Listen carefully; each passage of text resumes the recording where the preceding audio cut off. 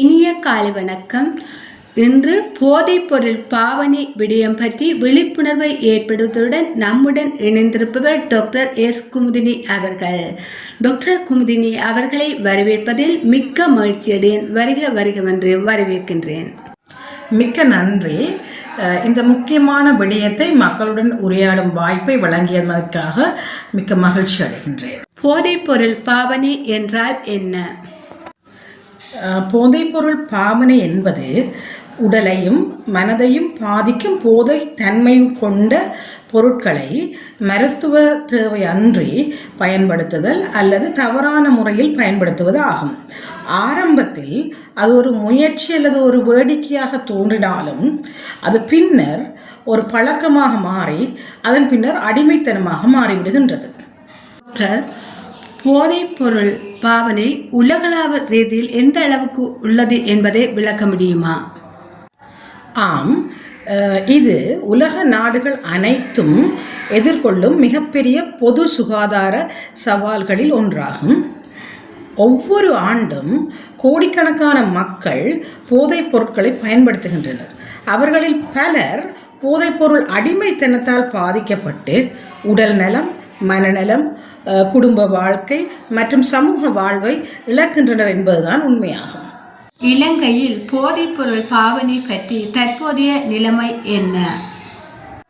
ஆம், இலங்கையில் கடந்த சில ஆண்டுகளாக ஐஸ், அதாவது கிறிஸ்டல் மெத் என்று சொல்லுவோம், மற்றும் ஹெரோயின், கஞ்சா, கனாபிஸ் மற்றும் பல்வேறு செயற்கை போதைப் பொருட்களின் பயன்பாடும் கடத்தலும் அதிகரித்து வருவதாக அதிகாரப்பூர்வ தகவல்கள் தெரிவிக்கின்றன. போதைப் பொருள் தொடர்பான கைது நடவடிக்கைகளும் தொடர்ந்தும் இடம்பெற்று வருகின்ற போதிலும் அத்துடன் இது ஒரு சட்ட பிரச்சனை மட்டுமல்ல, குடும்பங்களையும் சமூகத்தையும் பாதிக்கின்ற ஒரு பொது சுகாதார பிரச்சனையாக உருவெடுத்துள்ளமை குறிப்பிடத்தக்கது. டாக்டர், யாழ்ப்பாணத்தில் தற்போதைய போதை பாவனை பற்றி சற்று கூற முடியுமா? நிச்சயமாக. ஒரு காலத்தில் கல்வி, கலாச்சாரம், ஒழுக்கம் மற்றும் சமூக ஒற்றுமைக்கு முன் உதாரணமாக விளங்கிய யாழ்ப்பாணம் இன்று போதைப்பொருள் அச்சுறுத்தலிலிருந்து முழுமையாக பாதுகாப்பாக இல்லை என்பதுதான் உண்மையாகும். கடந்த சில ஆண்டுகளில் யாழ்ப்பாணத்தின் பல பகுதிகளில் ஐஸ், ஹெரோயின், கஞ்சா மற்றும் பிற போதைப் பொருட்கள் தொடர்பான போலீஸ் கைது நடவடிக்கைகள் மற்றும் போதைப்பொருள் கைப்பற்றல்கள் அதிகரித்துள்ளமை அனைவரும் அறிந்தது. எனவே வடமாகாணத்திலும் போதைப்பொருள் விநியோக வலையமைப்புகள் செயற்படுகின்றவை என்பது இதன் மூலம் தெளிவாகின்றது.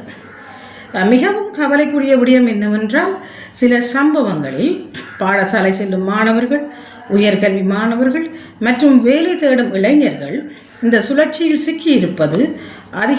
சிக்கியிருப்பதாக அதிகாரிகள் எச்சரித்துள்ளமையும் இங்கு குறிப்பிடத்தக்கது. பலர் ஆர்வத்தினாலோ சிலர் நண்பர்களின் அழுத்தத்தினாலோ அல்லது மன அழுத்தத்தினாலோ இந்த பழக்கத்துக்கு ஆளாகின்றனர். மேலும் இது ஒரு சட்ட பிரச்சனை மட்டுமன்றி குடும்ப அமைதி, கல்வி, பொருளாதாரம் மற்றும் சமூக பாதுகாப்பையும் பாதிக்கின்ற ஒரு பொது சுகாதார சவாலாக மாறியுள்ளமை மிகுந்த வேதனை அளிக்கின்றது.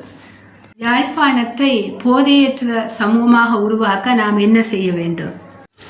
ஆம், இதற்கு அரசாங்கம் மட்டும் முயற்சி செய்தால் போதுமானதன்று. முழு சமூகமும் ஒருங்கிணைந்து செயற்பட வேண்டும். உதாரணமாக ஒவ்வொரு பாடசாலைகளிலும் தொடர்ச்சியான போதைப்பொருள் விழிப்புணர்ச்சி நிகழ்வுகள் நடாத்தப்பட வேண்டும். பெற்றோர்கள் பிள்ளைகளுடன் தினமும் மனம் திறந்து உரையாட வேண்டும். இளைஞர்கள் விளையாட்டு, இசை, நடனம், நாடகம், சமூக சேவை மற்றும் திறன் மேம்பாட்டு முயற்சிகளில் ஈடுபடுத்தப்பட வேண்டும். கிராம மட்டத்தில் போதைப்பொருள் தடுப்பு குழுக்களை உருவாக்க வேண்டும். மத நிறுவனங்கள், இளைஞர் கழகங்கள், அதாவது மருத்துவர்களாகிய நாம் மற்றும் சமூக இணைப்புகள் இணைந்து விழிப்புணர்வை ஏற்படுத்தப்பட வேண்டும். முக்கியமாக போதைப்பொருள் பாவனையால் பாதிக்கப்பட்டவர்களை குற்றவாளிகளாக பார்ப்பதை நாம் நிறுத்த வேண்டும்.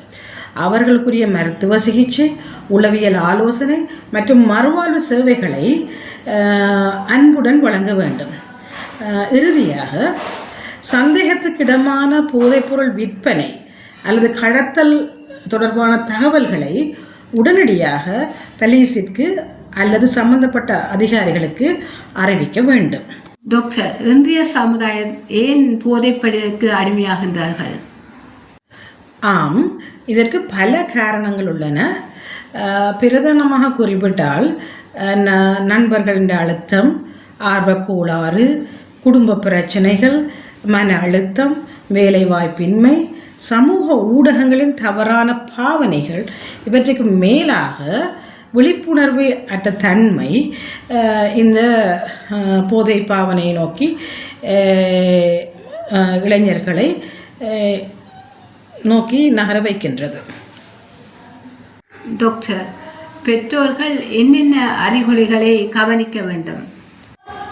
திடீரென்ற நடத்தை மாற்றம், வீட்டில் பேசாமல் இருப்பது, படிப்பில் ஆர்வம் குறைதல், அடிக்கடி பணம் கேட்பது, புதிய நண்பர்கள், தூக்க பழக்கத்தில் உள்ள மாற்றம் போன்றவை இருந்தால் கவனமாக உற்று நோக்க வேண்டும்.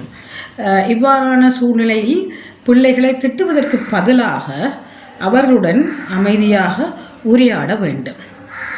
டாக்டர், இறுதியாக எமது நேயர்களுக்கு நீங்கள் சொல்ல விரும்புகிறீர்களா? ஆமாம், நான் நேயர்களுக்கு தெரிவிக்க விரும்புவது ஒன்றுதான். அதாவது, போதை பொருள் என்பது வாழ்க்கையின் பல பிரச்சனைகளுக்கான தீர்வல்ல. மாறாக அது மேலும் பல பிரச்சனைகளை உருவாக்கி உடல் நலம், குடும்ப உறவுகள், கல்வி, தொழில் மற்றும் எதிர்காலத்தையே அழித்து விடக்கூடியது. எனவே நாம் ஒவ்வொருவரும் எமது வாழ்நாள் மிகவும் மதிப்புமிக்கது, எதிர்காலம் மிகவும் பெறுமதியானது என்பதை உணர்ந்து செயற்பட வேண்டும் என்பதை விரும்புகின்றேன். டாக்டர், இன்றைய நேர்காணலில் மிகவும் பயனுள்ள தகவலை பகிர்ந்தமைக்கு மிக்க நன்றி.